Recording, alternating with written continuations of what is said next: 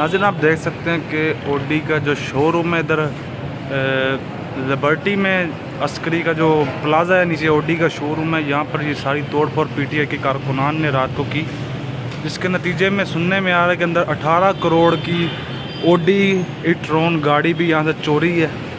और वो सारा ये पीटीआई के कारकुनान ने का किया दीड़ा है।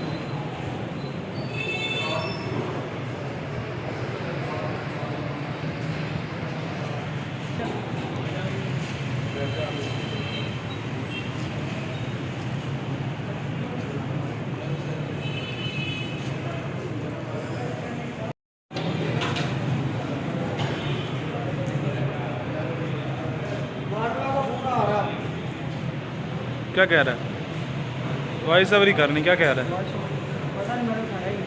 उठा ले उसकी ऑडी के शोरूम में बस बड़ी